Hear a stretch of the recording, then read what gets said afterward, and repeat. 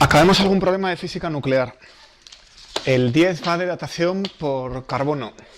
Bueno, entonces, como recordáis, el carbono 14 se produce en la alta atmósfera, los seres vivos lo absorben mientras están vivos, pero cuando fallecen dejan de absorberlo.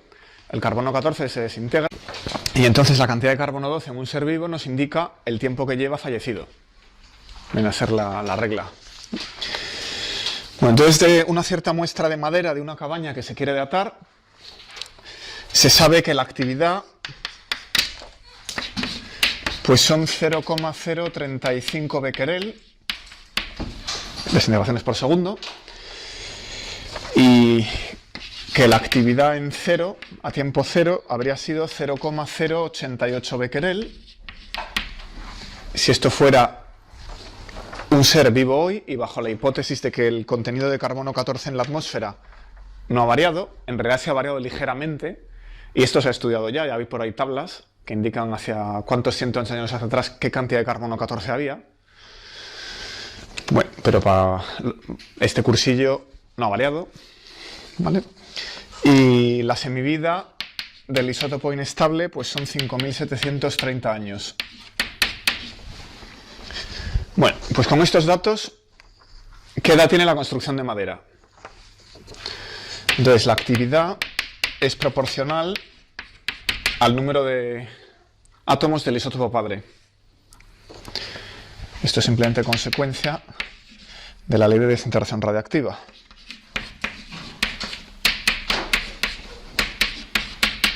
Y el número de cuentas por segundo pues es precisamente el número de isótopos que se desintegran. La solución a esta ecuación, por supuesto, n de t es elevado a menos lambda t n de 0. Lo que pasa es que esa ecuación que hemos visto ya anteriormente se refiere al número de isótopos padre, no a la actividad. La tenemos que transformar en una ecuación para la actividad. Y luego hay un detalle que es que me dan la semivida, no la vida promedio. Sé que el inverso de lambda es la vida promedio, pero tengo que convertir al logaritmo en base 2 en vez de en base natural. Con lo cual, ¿cómo hago eso? Pues imagino que me quedan la mitad de átomos. Esto quiere decir que han desaparecido la mitad en ese tiempo.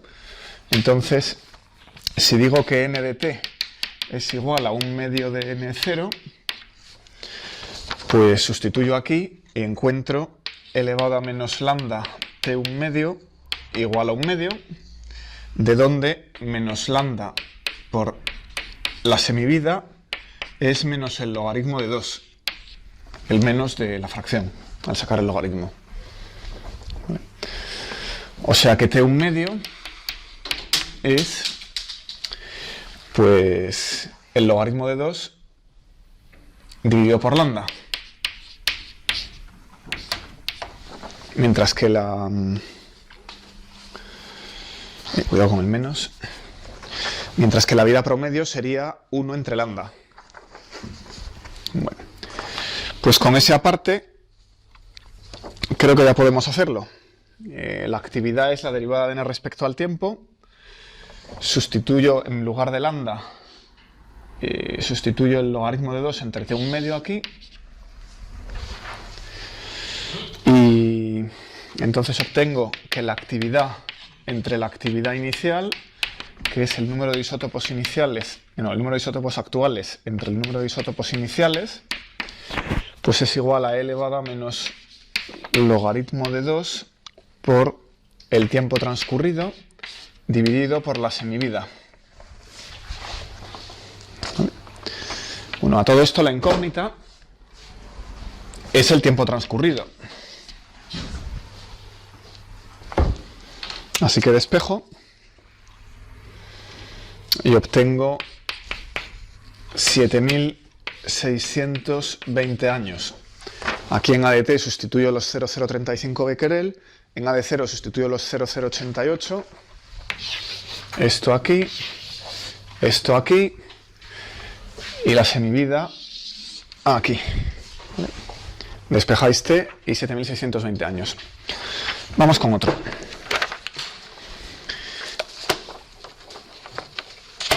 El problema 11 es una desintegración beta más.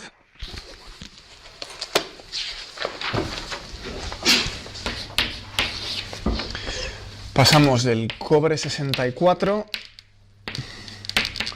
al níquel 64. ¿Vale? Bueno, este es el núcleo de cobre, se convierte en un núcleo de níquel.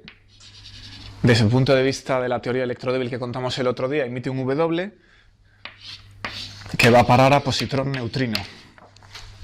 Lo que pasa es que en física nuclear el W es muy virtual y no se resuelve. Entonces todo esto pasa en el mismo punto. En realidad, desde el punto de física nuclear basta con escribir esto. Positrón y neutrino. ¿Vale? Bueno, la masa del níquel pues es 63,93 unidades atómicas, que si multiplico por 931,5 megaelectronvoltios por unidad atómica son 59,551 gigaelectronvoltios. Vale. Y el dato que me da el problema es sobre la energía máxima del positrón, que me dice que es 0,66 megaelectronvoltios. En el punto final del espectro, el positrón lleva la energía máxima, el neutrino lleva la mínima. ¿Vale? Entonces, ¿qué momento tiene el neutrino? Ese es el espectro del positrón. En el punto final del espectro, ¿qué momento lleva el neutrino? No hay neutrino. 0. El neutrino se queda parado. ¿Vale? Es el final del espacio de fases del neutrino. La energía del leptón cargado es máxima y el momento del neutrino pues tiende a 0 en ese límite. Entonces, el isótopo hijo y el leptón cargado tienen que salir espalda contra espalda. Porque como el neutrino se queda casi en reposo, pues el leptón y el núcleo hijo, que es el núcleo de níquel 64, salen con momentos iguales y opuestos, con el cobre inicialmente en reposo, lógicamente. Entonces podemos calcular la energía de retroceso del níquel y su momento. Entonces el momento del núcleo es menos el momento del leptón, del positrón, y la energía de retroceso nuclear pues es PA cuadrado partido por 2MA. Y por tanto, el momento del positrón al cuadrado entre 2MA.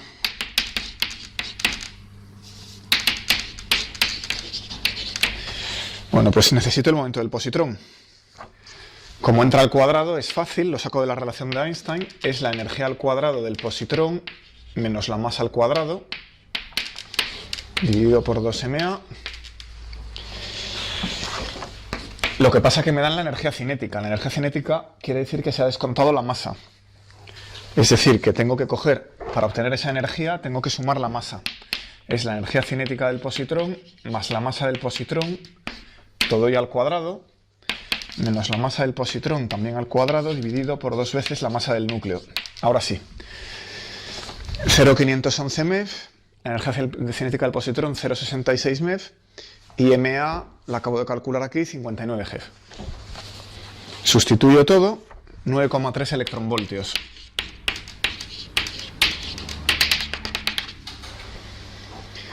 Bueno, entonces en esta reacción el níquel retrocede y se lleva 9,3 electronvoltios. El leptón lleva su masa y además una energía cinética de 0,66 megaelectronvoltios. ¿Cuánto lleva el neutrino? Como en el punto final del espectro se queda prácticamente en reposo, su masa. Pero la masa del neutrino son milielectronvoltios. O sea que en muy buena aproximación la energía liberada coincide con la energía cinética que se lleva el leptón. En el punto final del espectro, casi toda la energía liberada en la reacción se la lleva el leptón. Que no es lo mismo que la diferencia de energías entre los niveles nucleares, del níquel y del cobre. Porque ahí habría que incluir la masa del leptón. La diferencia entre la masa del cobre y la masa del níquel me tiene que pagar la energía cinética del leptón, la energía de retroceso del núcleo despreciable, la masa del neutrino despreciable, pero también la masa del leptón, la energía completa. Bueno, la respuesta al problema, que era la energía liberada, el calor de reacción, es simplemente T max. ¿Vale? Bueno, se pide ahora calcular el momento. El momento donde el espectro es máximo. Es decir, la moda, ¿no? Bueno, el espectro, esto lo sabemos, tiene la forma n de p igual una constante por p cuadrado. Eso tiene que ver con el espacio de fases del leptón. Recordemos. Después tenemos q más me menos la raíz de m cuadrado más p cuadrado, que venía del espacio de fases del neutrino. ¿Dónde ocurre el máximo del espectro? Pues cuando el número de positrones por unidad de momento sea 0. Aquí, ¿verdad? Así que hay que derivar e igualar a 0. Y si echáis la cuenta, pues p cuadrado es... Bueno, es tedioso. Es la típica ecuación cuadrática. A ver si llegáis a esto. Menos 2,35 me va al cuadrado más 6,87 me va al cuadrado partido por 18, que es 0,251 me va al cuadrado, si no me he equivocado al calcular. Es un poquito tedioso, 2 o 3 líneas de la solución de una ecuación cuadrática, y me tengo que quedar con la rama más de la raíz, porque la rama menos pues me da un momento al cuadrado negativo que no tiene sentido en este problema. Es un momento físico. Bueno, entonces si saco la raíz para obtener p, pues son 0,501 MeV. O sea que esto es 0,66, esto es 0...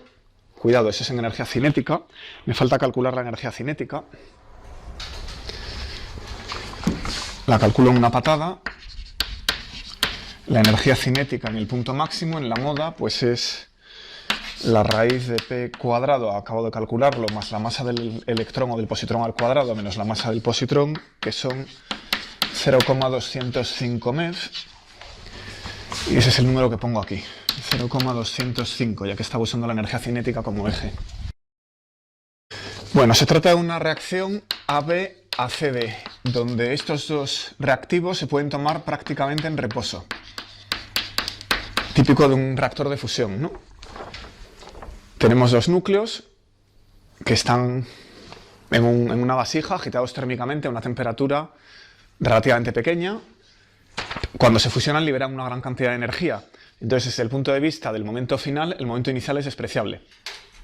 ¿Vale? El objetivo es calcular las energías cinéticas Tc y Td, ¿vale? Y los momentos Pc y Pd, ¿en términos de qué? Pues de las cuatro masas, Ma, Mb, Mc y Md. Tenemos dos masas, reaccionan, dan dos subproductos de masas Mc y Md, y en términos de eso, ¿cuánta energía hemos liberado? O sea que es un problema de cinemática. Y lo voy a hacer ya de manera relativista, aunque para fusión nuclear realmente no hace falta, basta con la cinemática no relativista. Os lo hago de manera relativista y lo tenéis ya para física de partículas. ¿De acuerdo? Bueno, está claro que si los reactivos estaban en reposo, los productos salen de nuevo espalda contra espalda, así que Pd es menos Pc. Los de siempre. ¿Qué dice la conservación de la energía? Eso es la conservación de momento, ya la hemos usado. Ahora la conservación de la energía me dice que la masa de A más la masa de B es igual a la raíz de Pc cuadrado más Mc cuadrado más la raíz de Pd cuadrado, que es también Pc cuadrado, y ya se me va a caer el subíndice y va a ser simplemente P cuadrado más Md cuadrado. Se trata de despejar esto. ¿Vale? Bueno, tengo dos raíces. Si elevo al cuadrado, me queda una. Y para evitar el producto de una por otra, lo que voy a hacer es restar esta del otro lado. O sea que pasáis esa al otro lado y eleváis al cuadrado. ¿Vale? Cogéis y eleváis al cuadrado. Bueno, pues entonces os queda allí esto al cuadrado más esto al cuadrado. Aquí queda esto al cuadrado, pero del lado izquierdo queda el doble producto de MA más MB por la raíz. Despejo la raíz y vuelvo a elevar al cuadrado. ¿De acuerdo? Y entonces obtenéis lo siguiente. Es una fórmula muy conocida se llama fórmula de Chelén. Tiene un denominador que es 2 veces la energía inicial, en este caso MA más MB, ¿vale? Y el numerador es una raíz, y es la raíz de la energía inicial a la cuarta, más las masas finales también a la cuarta, ¿vale? Y ahora menos los dobles productos, todos con signo menos, ¿eh? No es un cuadrado perfecto, todos salen con signo menos. Entonces, por ejemplo, menos 2mc md ambos al cuadrado y menos 2ma cuadrado más mb cuadrado por mc cuadrado sería el siguiente doble producto, y también el doble producto de la primera, lo del estado inicial por la segunda partícula del estado inicial que ya agrupo, más md cuadrado, ¿vale? Sale esto.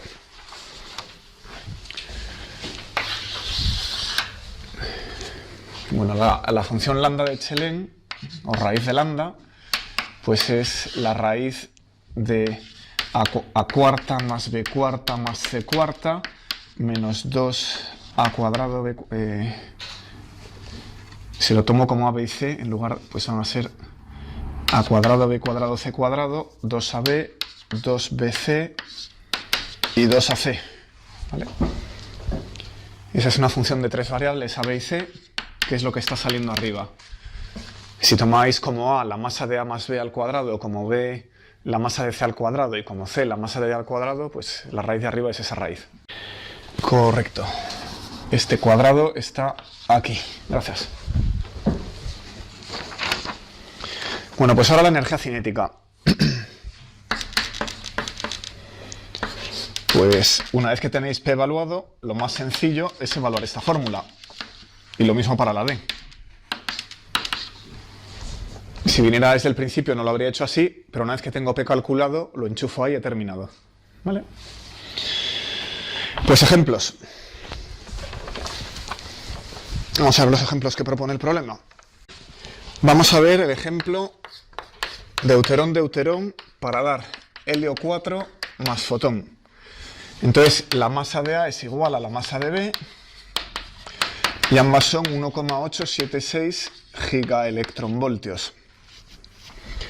El helio, la partícula alfa, pues va a ser mc, que tiene 3,728 megaelectronvoltios, y el fotón pues tiene masa 0.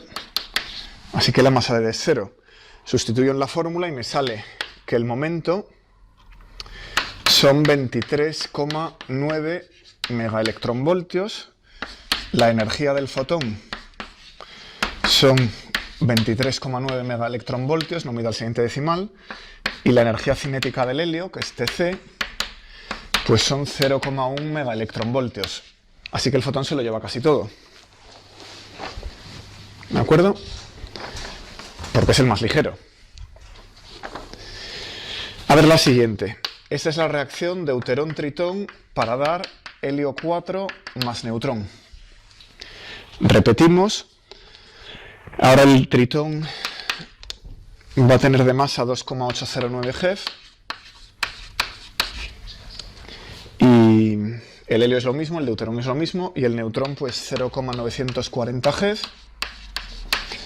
Así que aquí la energía cinética del neutrón son 13,6 megaelectronvoltios. La energía cinética del helio ya no es tan despreciable, son 3,4 megaelectronvoltios. Y por cierto, el momento que hace falta para obtener esto, pues son 160 MeV.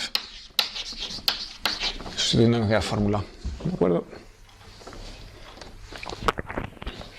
Bueno, ¿cuánto es la energía liberada? Si cojo la suma de estas dos masas y le resto la suma de estas dos, la energía liberada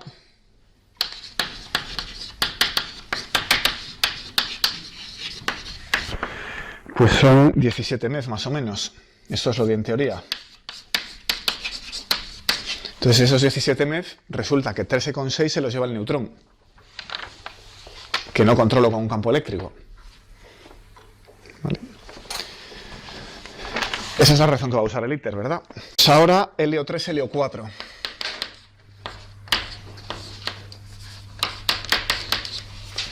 Y esto va a dar berilio 7 más fotón. Entonces, la masa del helio 3 todavía no la tenemos, son 2,809 GeV, porque todavía ha salido el helio 4, pero no el 3. Y la masa de C, del berilio, pues es 6,536 GeV. La del fotón es 0 y la del helio 4 la que está por ahí. Toda la formulica. Y esta reacción sale por los pelos. El momento del fotón es un MeV, que es, claro, aproximadamente la energía cinética del fotón. No es la energía del fotón. Y la energía cinética del berilio es despreciable, igual que antes. Toda la energía se la lleva el fotón. La energía del berilio es una fracción de kiloelectronvoltio. ¿Vale? Bueno, y finalmente, el caso D es la reacción berilio 7 protón para dar boro 8 fotón. Entonces aquí, si hago lo mismo, pues me encuentro que la masa a la izquierda y la masa a la derecha son prácticamente iguales, con tal precisión. Aquí tengo 6,536, aquí tengo 0,938 y aquí tengo 7,475. Y esto suma 7,474, con lo cual la reacción no parece posible, pero con ese nivel de precisión no estoy seguro. Entonces tengo que afinar un poquito más. Vámonos al siguiente decimal. Entonces necesito calcular el exceso de masa del boro 8. Esto lo tomamos de una tabla y lo vamos a pasar exceso de masa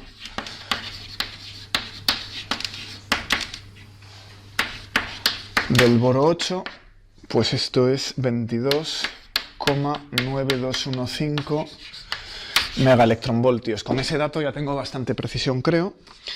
La unidad de masa atómica la tengo que dar también con un poquito más de precisión. En vez de 931 MeV o 931,5, pues voy a dar 931,494. Entonces ahora voy a calcular, con este exceso de masa voy a reconstruir la masa del boro 8, que es lo que me hace falta aquí. Y son 22,9215 más 8 veces 931,494 y esto es 7,47487 gigaelectronvoltios, ¿vale? Que es un poquito más preciso que el 7475.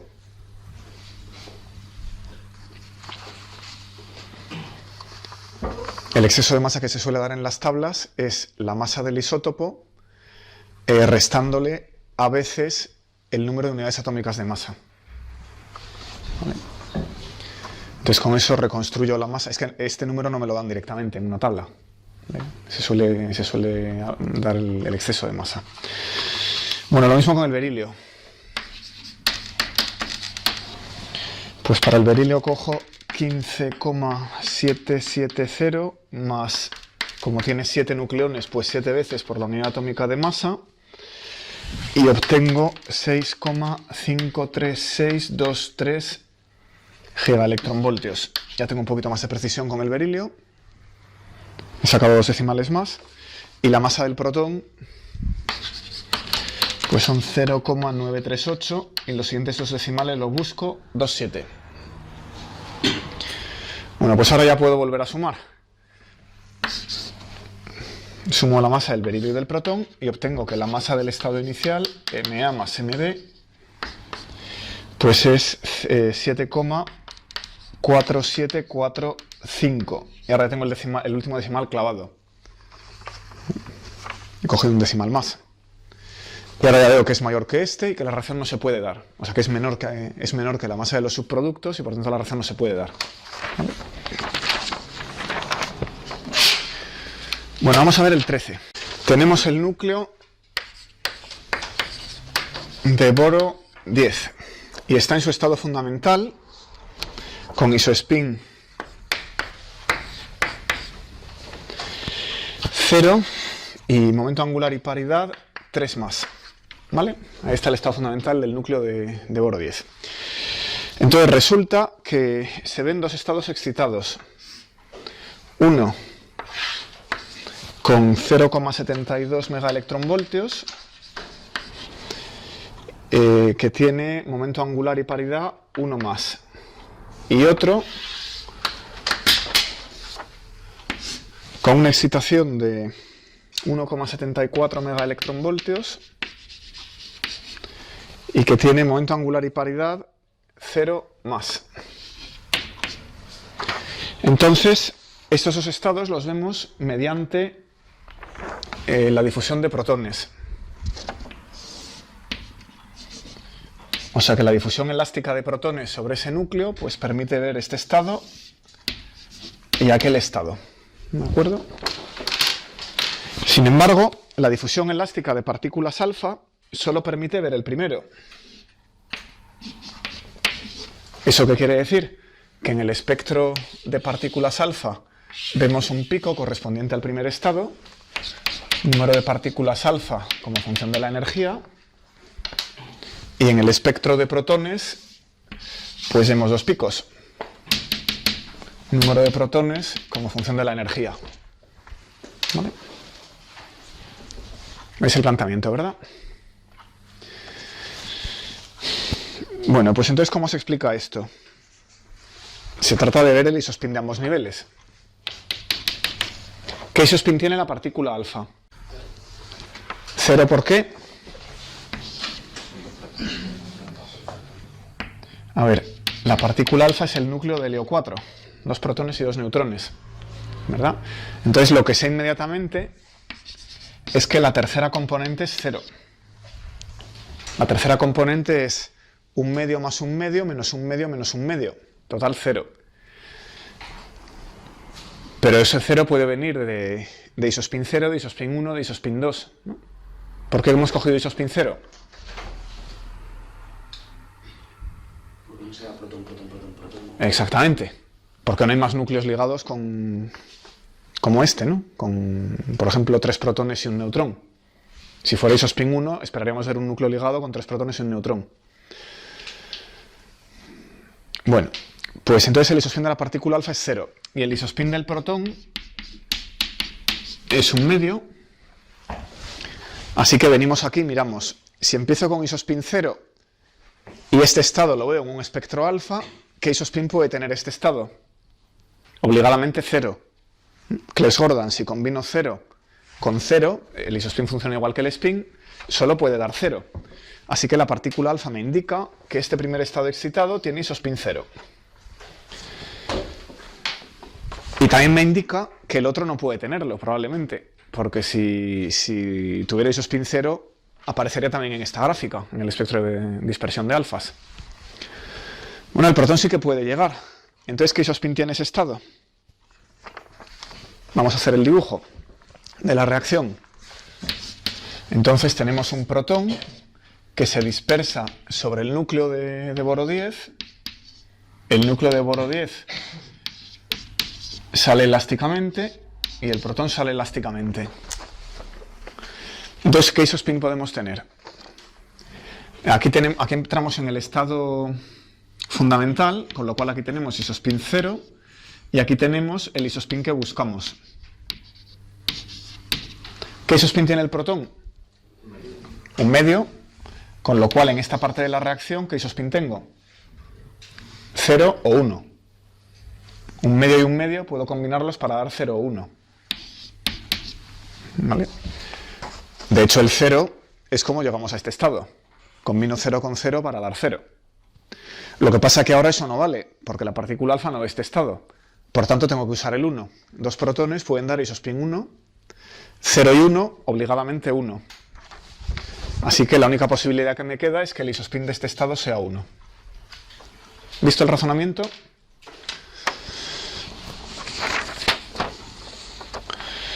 Bueno, pues ahora vamos a ver la reacción litio 6 alfa para dar boro 10 gamma. Y a ver qué predecimos. En la siguiente parte tenemos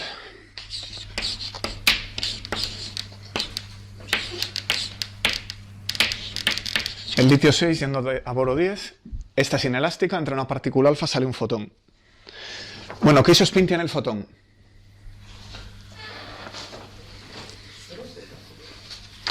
Decís que 0. Nadie dice que 1. Vamos a ver, el fotón puede hacer lo siguiente. Se puede acoplar a protón-antiprotón. Con lo cual el protón tiene un isospin 1 medio, el antiprotón también. ¿Verdad? Un fotón virtual puede desintegrarse en protón-antiprotón. Entonces puede dar 0 o 1, ¿verdad? ¿Por qué decís 0?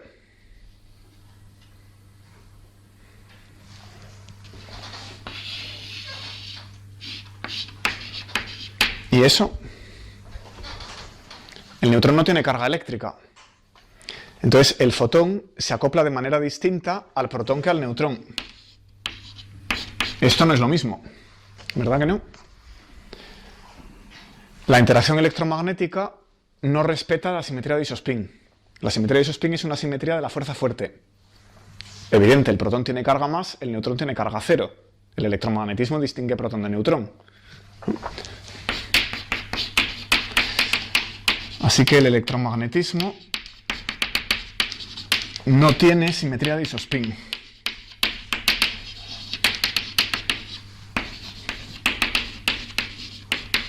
Así que el fotón puede salir con isospin 0 o 1 o no tiene sentido, o lo que convenga. ¿Vale? Es algo que no se conserva en una reacción electromagnética. Bueno, entonces, ¿qué podemos decir? Entonces vamos a entrar. El litio 6 tiene 3 protones y 3 neutrones. ¿Vale?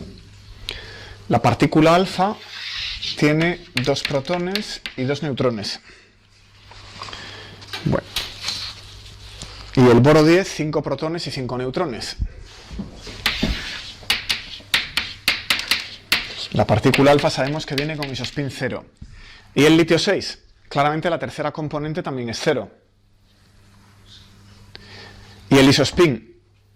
Pues de nuevo vemos que no tenemos un núcleo con 2 protones y 4 neutrones. Eso sería un helio 6. ¿Vale? O sea que de nuevo deducimos que este núcleo está en isospin 0.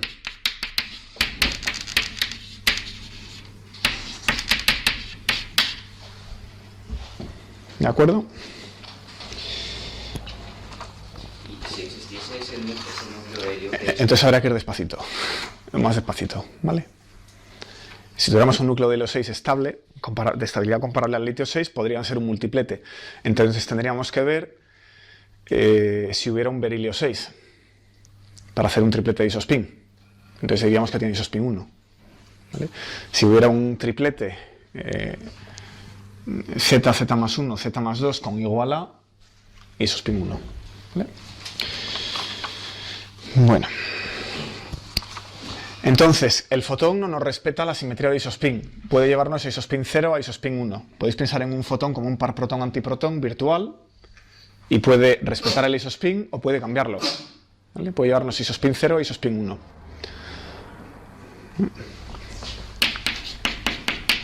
Esto es posible, esto también es posible. No tiene por qué respetar la simetría de isospin.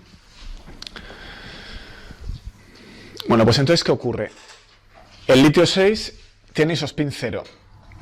La alfa tiene isospin 0. Luego el estado inicial completo tiene isospin 0.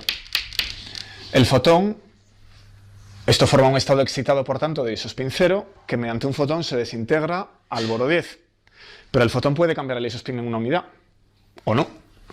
Entonces el boro 10 me lo puede dejar en un estado de isospin 0 o de isospin 1. ¿Qué tengo por aquí? Isospin 0 o isospin 1. No descarto ninguno. ¿Vale? De momento por isospin no puedo descartar nada. Así que en principio puedo llegar a cualquiera de los 3 estados, de momento.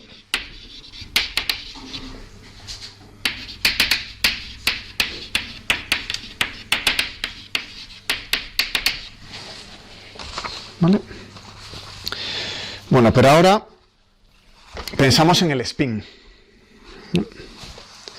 Entonces,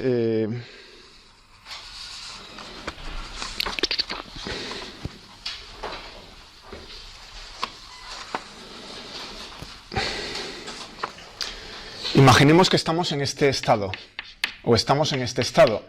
¿Podemos caer al estado fundamental? ¿Vale? En esta reacción se ha formado el boro 10, que nos ha quedado en uno de los tres estados. Bueno, si se ha formado directamente en este estado, ya no emite ningún fotón, ya está en el estado fundamental, pero entonces no tendríamos esta reacción. ¿Vale? Esa reacción se da si el par se forma en este estado o en este estado, y luego decae al fundamental, emitiendo un fotón. ¿Eso es posible? Pues entonces pensemos en una transición dipolar eléctrica.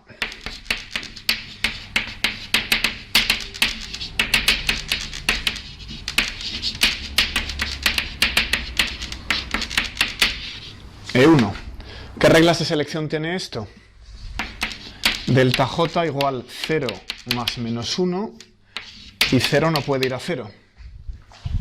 ¿De acuerdo? Porque el fotón tiene spin 1. Vamos a ver. Entonces ahora entra el segundo número cuántico que tenemos considerado, JP. ¿Puedo pasar de 1 a 3? No, porque delta J es 2. ¿Puedo pasar de 0 a 3? Tampoco.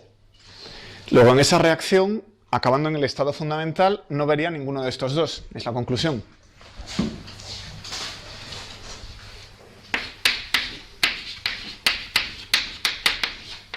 Con fuerza se podría ver en multipolares más suprimidas. Podría haber otros estados que hubiera más excitados, pero no vería ninguno de esos dos. ¿Vale?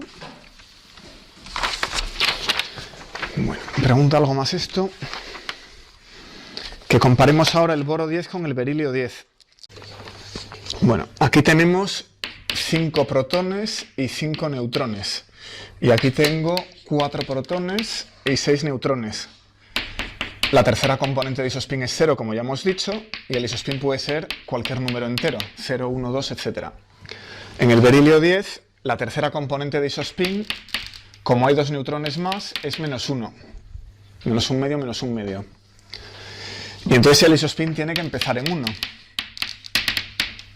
¿Vale? No puede ser 0, porque la tercera componente es distinta de 0. Entonces, si me vengo aquí, resulta que este estado que tiene isospin 0 no puede tener análogo isobárico en el otro núcleo.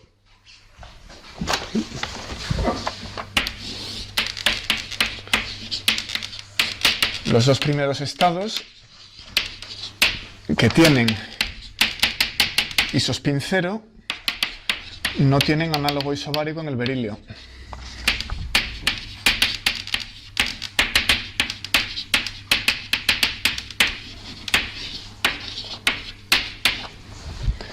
¿Dónde predecimos que está el estado fundamental del berilio? Pues aquí. El segundo estado excitado del boro. Y eso, bueno, diríamos así a ojo que el berilio tendría isospin 1, JP 0 más, y eso es lo que ocurre. ¿Vale? No hay certeza de que esto sea luego correcto, pero sí que es lo que ocurre experimentalmente. ¿Vale? El isospin es 1 y JP es 0 más. Por cierto, ¿cuál es la predicción del modelo de capas para el boro 10? Ya que estamos con esto, vamos a repasar un momento el modelo de capas. ¿Qué diría sobre este núcleo? Porque no es de los más triviales. Tiene un protón y un neutrón por exceso de la capa cerrada 1s y de la 2s. O sea que la configuración de los protones es 1s2, 2s2 y un protón en exceso que va a parar a la 1p1. Y la configuración de neutrones, pues 1s2, 2s2 y un neutrón en exceso que va también a parar a la 1p. Entonces hay que combinar. ¿Qué vale el momento angular de la primera partícula, el protón? Pues puede ser un medio o 3 medios, y sabemos que la paridad es menos 1 porque está en una onda p. El momento angular es 1. Y lo mismo para el neutrón. J2 puede ser un medio o 3 medios y la paridad es menos 1. porque también L es igual a 1. ¿Vale? Entonces, ¿qué vale la paridad total? El modelo de capas nos predice que la paridad total es más, de inmediato. Y eso resulta ser cierto para los 3 niveles que tenemos.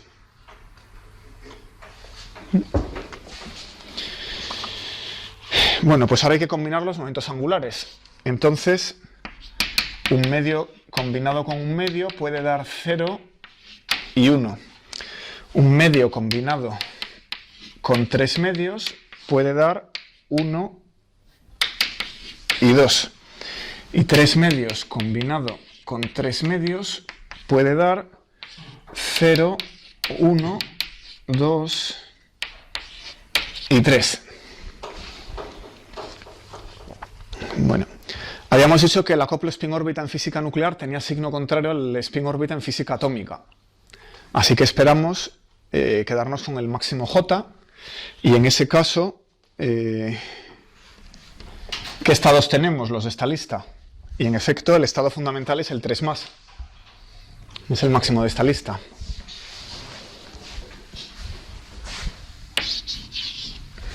Y luego tenemos estados excitados 1+ y 0+.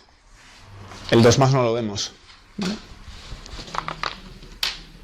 Este no es un núcleo que el modelo de capas tenga que clavar. Pero bueno, lo que da el modelo de capas tampoco es descabellado. Bueno, tengo también un ejercicio ya para recordaros la clasificación de las desintegraciones beta. Venga, voy a haceros unas preguntas. A ver el neón 23, que tiene momento angular y paridad 5 medios más, para dar el sodio 23, que es un 3 medios más. ¿Eso es beta más o beta menos? Aumentamos Z, ¿no? Vamos del gas noble al alcalino. Por tanto, hemos aumentado Z en 1. No hemos recorrido toda la tabla hacia atrás. Hemos aumentado Z en 1. Con lo cual es beta menos. Z aumenta en 1, por tanto hay que emitir una carga negativa. Hay que expulsar una carga negativa. ¿Y de qué tipo es? Delta J claramente es 1 y la paridad no cambia. No multiplico por nada. Entonces, ¿qué tipo de reacción es? El que la paridad no cambie me sugiere que la onda S es perfectamente válida, entonces se llaman de Gamow-Teller.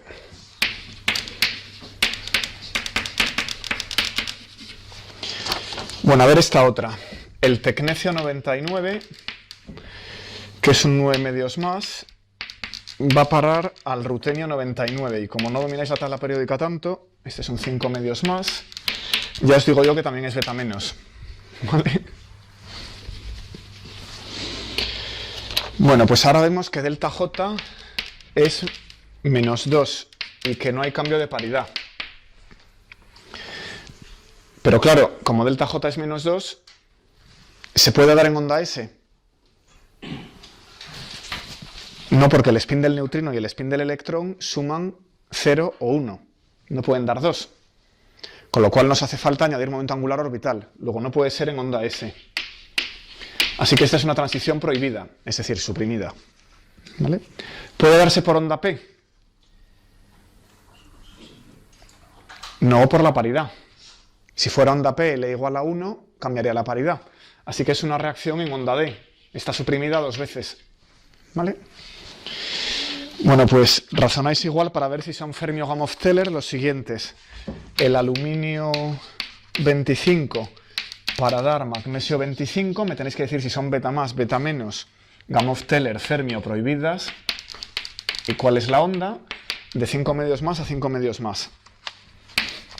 El yodo 124 para dar un teluro de 2 menos a 0 más. El oxígeno 15 para dar nitrógeno 15. El calcio 41 para dar potasio 41. Atentos a estos que van con trampa. Y lo voy a dejar ahí. Venga. Pues hacemos una paradita de 5 minutos. ¿Qué indicios tenemos entonces de que los hadrones son objetos compuestos? Venga, ¿qué sabéis? Dispersión. Dime. La desintegración. Allí. Era que la G, el factor G tenía valor. La G del protón es un número bastante raro. Ese es más. Y este es menos. ¿Vale? Bueno, alguien ha dicho por aquí delante dispersión de electrones. Pues los experimentos de Hofstadter en los años 50 en la Universidad de Stanford, en el acelerador Mark II, tuvieron varios Mark I, Mark II, Mark III, creo que esos fueron en Mark II, pues nos enseñan el factor de forma del protón. ¿Vale? Si el protón tiene un factor de forma,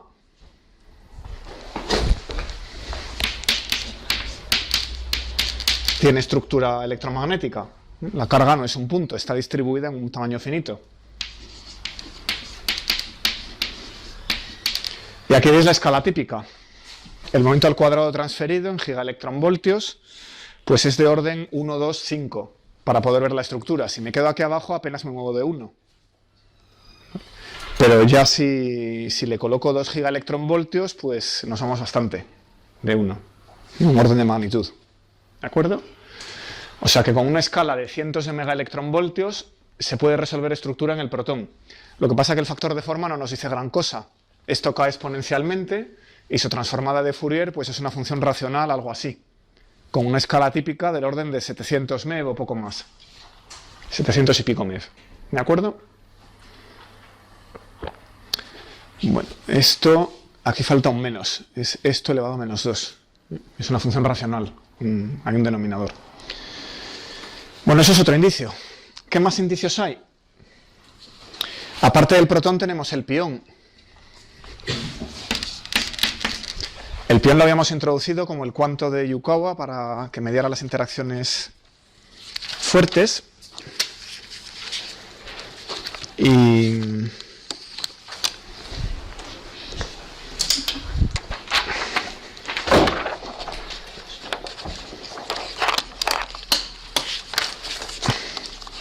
a partir de finales de los 40 se detectó físicamente el pión. Aquí lo tenéis de nuevo. Esta fotografía muestra al pión desintegrándose prácticamente en un ángulo recto en un muón y un neutrino que falta. Y que, como ya sabemos, el análisis de las interacciones débiles será un neutrino del muón. Bueno, pues ahí va el muón, que luego se desintegra en un electrón en la parte de arriba, ya no lo pongo. Pero vamos, que el pión se le sacan fotografías físicas. ¿De acuerdo? O sea, ya tenía una entidad muy respetable. Bueno, pues Fermi en Chicago se dedica a bombardear protones con estos piones. ¿De dónde saca los piones? Encadena. Primero lanza protones contra un blanco. Se dan reacciones nucleares fuertes que liberan estos piones físicos. Como tienen carga eléctrica, los guía con un campo electromagnético y los lleva a colisionar otra vez con un blanco de protones. O sea que es un sistema de colisión primaria, se saca un haz secundario, colisión secundaria. ¿Vale? Voy a poner toda la cadena. Colisiones protón-protón, que dan protón-protón más una ducha de piones, n piones, y luego los piones se guían para colisionar con otro blanco de protones y producir la reacción elástica pión-protón para dar pión-protón. Y se mira la sección eficaz de esa reacción.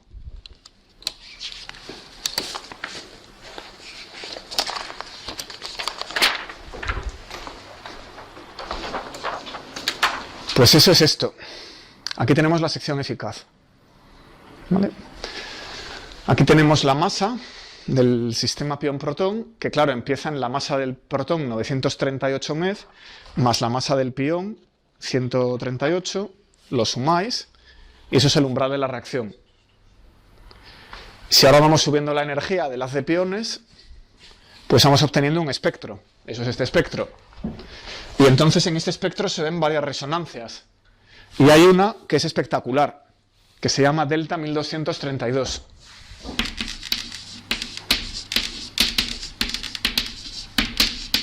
Descubierta por Fermi, debe ser uno de sus últimos descubrimientos.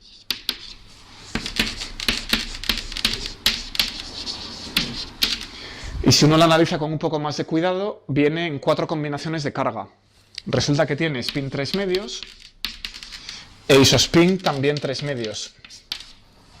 Esto va a ser importante más adelante. Tiene 4 combinaciones de carga que son la delta más que se ve en pi más protón, la delta más que se ve en pi más neutrón o pi 0 protón, la delta 0 que se ve en pi 0 neutrón o pi menos protón y la delta menos que solamente se ve en pi menos neutrón. ¿Vale? Vienen 4 combinaciones y es una resonancia enorme. Fijaos que aquí tenemos pocos milibarn, 20, 30, 40 milibarn y allí nos vamos a 200 milibarn. O sea que la sección eficaz es 0,2 barn, es 4 veces mayor que por aquí abajo, que es lo normal, o 5 veces mayor. ¿Vale? O sea que es una resonancia que domina muchísimo el espectro. Bueno, pero hay más. Aquí se ven varios piquitos más. Hay una línea punteada y una línea sólida que representan las combinaciones de carga pi más protón y pi menos protón. O sea que aquí estamos viendo la delta más y aquí estamos viendo la de carga 0, pi menos protón, la delta 0. ¿Vale? Y hay 2 más. Bueno, pero si el protón tiene un montón de excitaciones, que es como más fácilmente se interpretan estas cosas, porque es un sistema pión-protón, por tanto tiene número bariónico 1, entonces esos son bariones. Son excitaciones del protón. Pero si un sistema tiene excitaciones, lo primero que piensa uno es que es compuesto. Bueno, ¿y el pión? ¿El pión tiene excitaciones? Es una partícula que percibe la fuerza fuerte.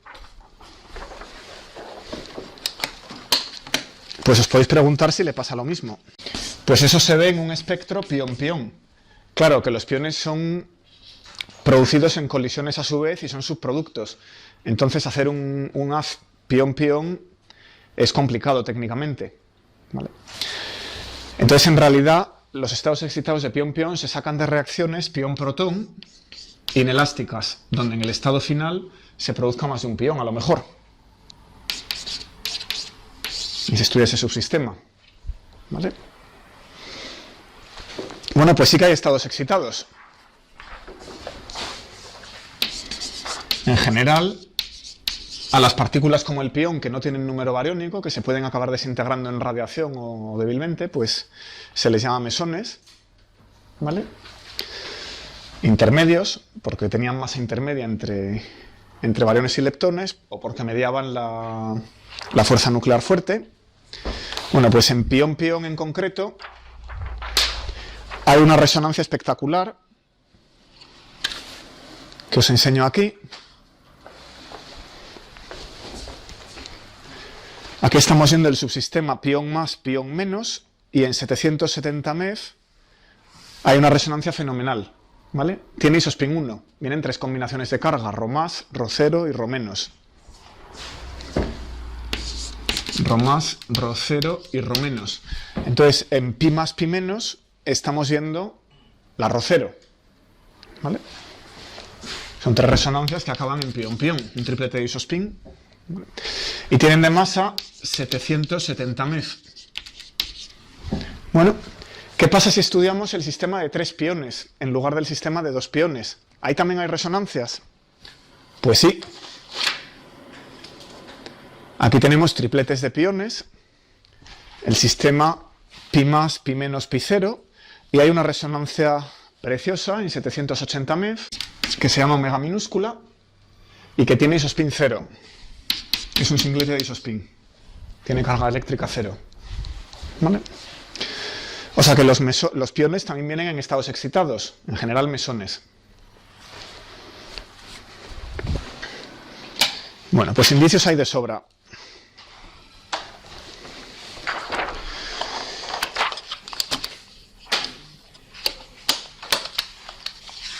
Ahora voy con una serie de descubrimientos inesperados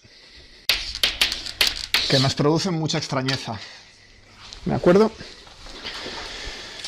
Bueno, pues la situación en 1947 teníamos el pión recién descubierto, el electrón, el protón y el neutrón. El neutrino se entendía, aunque aún no se hubieran hecho los experimentos del río Savannah, no se había detectado directamente, pero se entendía un poco cómo funcionaba el neutrino. Y había por ahí una copia del electrón, que era el muón, que no se sabía muy bien para qué servía. Entonces, con 2, 4 o 6 partículas uno puede vivir como partículas elementales. Cuando empieza a haber reexcitaciones del protón y del pión, malo, ¿no? Pero lo que viene a continuación, peor aún.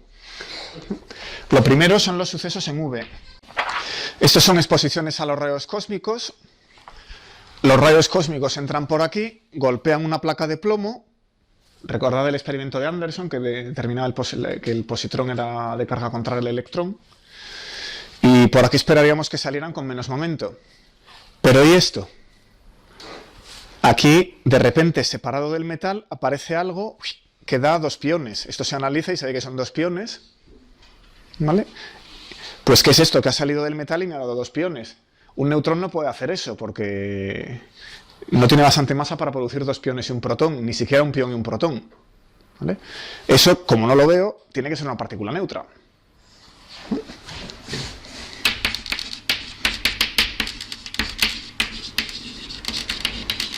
Vamos a llamarla K0 desintegrándose a pi más pi menos. ¿Vale?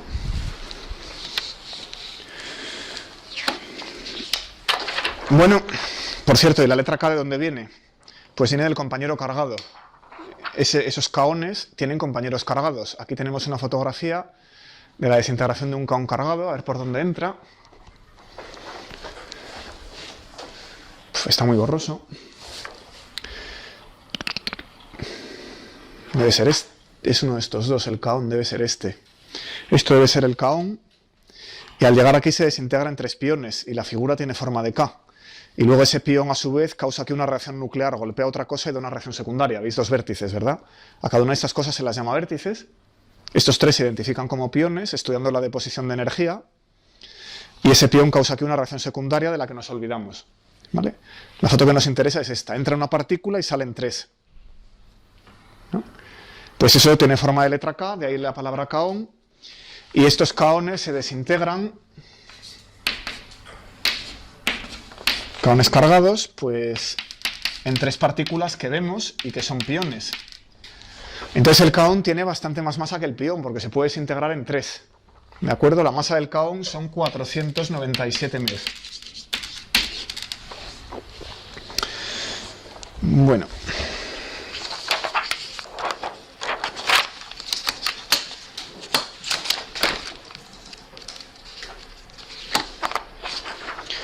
Pues siguiendo con experimentos pión-protón, si la energía es suficiente, pasa esto. ¿Qué vemos aquí? Entra por abajo el pión y nos da una ducha de piones que hemos coloreado en 2 colores para distinguirlos, pi máses y pi menos. ¿Cuál es cuál? ¿Cuáles son los pi máses y cuáles son los pi menos? Nos lo dice ese electrón de abajo. Ese electrón que ha salido hacia la izquierda, expulsado el material, me indica que los que van hacia la izquierda, hacia mí, son los piones negativos. ¿Vale? Bueno, pues hay una ducha de piones porque la energía es suficiente para producir un montón de veces 138 MeV. Y luego hay este hueco y aquí nos aparecen lo que sabemos que tiene que ser un protón, porque ese pión aquí ha golpeado un núcleo atómico para producir toda esta reacción nuclear fuerte. O sea que eso que se ha expulsado de ahí probablemente sea un protón, o sea que hay un barión que va desde aquí hasta aquí, que no veo porque es neutro, y luego salen un protón y un pión. ¿Vale? El protón será el amarillo, tiene que tener carga más y se va hacia allí, y el pi menos, igual que todos estos, será esa línea violeta. ¿Vale? Bueno, pues aquí tiene que haber un barión neutro que se ha propagado a una distancia apreciable. Es un barión que es semiestable. No se desintegra mediante la fuerza fuerte. La resonancia de antes, la delta, se desintegra de inmediato en protón-pión. Tiene una anchura muy grande, 100 y pico megaelectronvoltios. Sin embargo, esta anchura es despreciable, porque se propaga macroscópicamente y le puedo hacer una fotografía. Luego es un estado semiestable. Entonces tenemos un barión neutro con suficiente masa para desintegrarse en protón-pión. Vamos a llamarlo lambda. Y tiene de masa unos 1100 y pico megaelectronvoltios. ¿Vale? No deja traza, por tanto es neutra. Le pasa lo que al kaon 0. Y se desintegra en pión nucleón. Por tanto no es un neutrón. La masa de la lambda es mucho mayor que la del neutrón. No es lo mismo. El neutrón tenía masa 940 MeV. Bueno, ¿qué hace extrañas a estas partículas? Kaones y lambdas y más que siguen. Hay más variones, hay un triplete de isospin, sigma más, sigma 0, sigma menos, etc. ¿Vale? Luego hay un cuadruplete, unas cascadas, dos dobletes. Un zoológico de partículas, demasiadas para que sean todas elementales. La cosa empieza a aparecer otra tabla periódica. Bueno, ¿qué hace extrañas a estas partículas?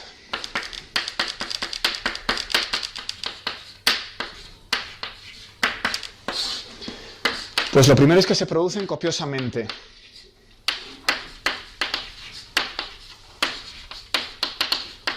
Estos son descubrimientos de los años 50. O sea que no, la tecnología de física de partículas está en un estado muy primitivo, no son particularmente difíciles de encontrar. Se producen con un tiempo característico típico de la fuerza fuerte, 10 elevado a menos 23 segundos. Son reacciones muy potentes. Sin embargo, se desintegran débilmente. La desintegración nos recuerda más a la desintegración beta que a la fuerte. ¿Por qué? Porque se propagan distancias macroscópicas. Se las puede hacer una fotografía, pueden vivir varios centímetros. Aquí hablamos de 10 elevado a menos 10 segundos. ¿De acuerdo? ¿Cómo puede ser que se produzcan a montones con una intensidad muy fuerte, pero luego les cueste desintegrarse? Es decir, de abajo a arriba vamos con mucha facilidad y de arriba a abajo no. Bueno, la observación empírica crítica se debe a Pais, es que se producen a pares.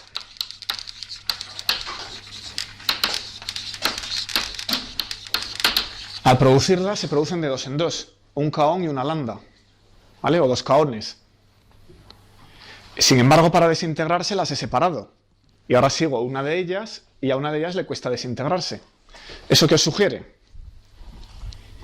Si se producen a pares, muy fácilmente, pero luego les cuesta mucho desintegrarse de una en una, ¿eso qué os sugiere? Dime. ¿Serían como si una fuese la antipartícula de otra y se tuviesen que encontrar con otra reacción? La cosa va por ahí. La cosa va por ahí. Entonces, si una es la antipartícula de otra y se separan, las he creado con facilidad, pero ahora no puedo aniquilarla. ¿Pero qué pasa con el kaón y la lambda? Un mesón no puede ser una antipartícula de un barión. Y si se pueden crear un par kaón-lambda. Entonces no son la antipartícula la una de la otra. ¿Vale? La pista es buena. Lo que hay es una carga conservada. Hay una nueva carga conservada y lo que creo son dos partículas, cada una con la carga y la otra con la anticarga. Vamos a llamarla carga extraña, por el comportamiento de estas partículas. O extrañeza, sencillamente. Pues esta extrañeza la introdujeron Gell-Mann y Nishijima. Bueno, eso explica este comportamiento. Las creo a pares, creo una unidad de extrañeza entre extrañeza, pero cuando los separo, la fuerza fuerte conserva la extrañeza, no puede eliminarla, y se tienen que desintegrar débilmente. Y es como el neutrón. El neutrón para desintegrarse tiene que pasar un protón cambiando el isospin, y la fuerza fuerte conserva el isospin, entonces no puede. Tiene que hacerlo la fuerza débil. Parece plausible. O sea que tenemos una carga conservada parecida al isospin. Entonces podemos entender procesos. Imaginemos que cogemos pi más protón. Pues entonces producimos dos partículas extrañas. K más sigma menos, pi más protón, pi más antiprotón. Pi más antiprotón, ¿no? K0 sigma 0 y K0 lambda. Las de aquí les asigno extrañeza más 1, eso es un K0, no es un K menos, y a las de la derecha les asigno extrañeza menos 1, por convención. Entonces, lo que no puedo ver nunca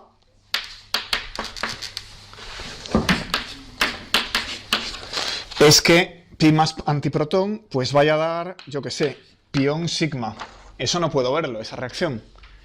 Porque aquí estoy creando una unidad de extrañeza y una unidad de antiextrañeza, mientras que aquí estoy creando una unidad de extrañeza, de antiextrañeza y nada más. Por tanto, esa reacción no es posible. Si decimos que las interacciones fuertes conservan la extrañeza. Bueno, puede ser una reacción débil, pero siéntate a esperar que se produzca, ¿vale? Lo normal es que se produzca mucho antes todo esto, que sí conserva la extrañeza. Lo mismo con pión lambda o con kaón neutrón. No se espera ninguno de esos estados finales, porque tienen extrañeza 1 y vengo de un estado con extrañeza 0. ¿Vale? Bueno, sin embargo, al desintegrarse, la lambda tiene que ir a protón pi menos. ¿Qué más tengo por aquí? La sigma más se desintegra en protón pi 0. El kaón se desintegra en pi más pi 0. Aquí tenemos un cambio de extrañeza. Luego eso procede por las interacciones débiles. Pues lo hemos entendido, ¿vale? Bueno, si esto tiene que ver con las interacciones débiles, ¿habrá alguna desintegración que involucre neutrinos? Correcto. Se pueden encontrar desintegraciones, por ejemplo, del kaón al pi menos muón, neutrino del muón. Hay desintegraciones de esas partículas que involucran neutrinos. Cambio la extrañeza, paso de kaón a pión y emito un par leptón-antileptón, que es como funcionan las desintegraciones beta. Luego esto tiene que ver con las desintegraciones débiles. ¿Vale? Más aún tienen antipartículas. El K0 viene acompañado de un K/0 que se desintegra pi más, mu menos, antineutrino. Y el pión y el muón llevan carga eléctrica que sí que se los puede etiquetar y ver que es una antipartícula. Bueno, pues entonces, ¿qué procede? Vamos a intentar, como eso se porta igual que el isospin, vamos a intentar agruparlo como el isospin. Y vamos a intentar extenderlo. ¿Qué pasa si en lugar de protón-neutrón tuviera un triplete, protón-neutrón-lambda?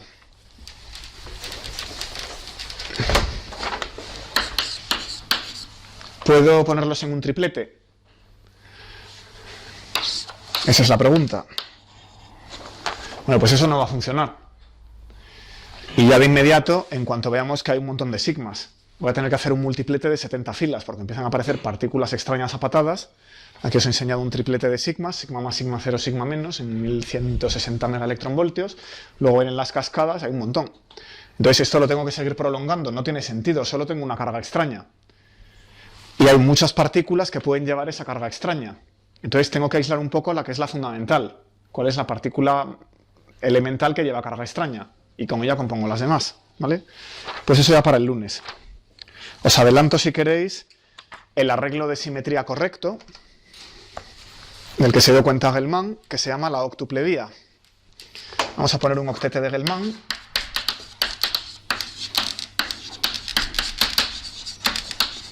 La clasificación correcta de los bariones de spin 1 medio es esta. Neutrón-protón, sigma menos, sigma 0 y lambda en el mismo punto, sigma más. Y el otro cascada menos, cascada 0, aquí. ¿Vale? ¿Esto de dónde viene? De estudiar representaciones de SU3. Generalizo el grupo de isospin SU2 a SU3, pensando en esto. Pero esto no funciona. ¿Vale? Sin embargo, si utilizo una representación de dimensión 8 de SU3, eso es un octete, 1, 2, 3, 4, 5, 6, 7, 8. Imagino que de estas representaciones no sabéis nada. Habrá que estudiarlas un infinitésimo. Pues resulta que me caben las partículas.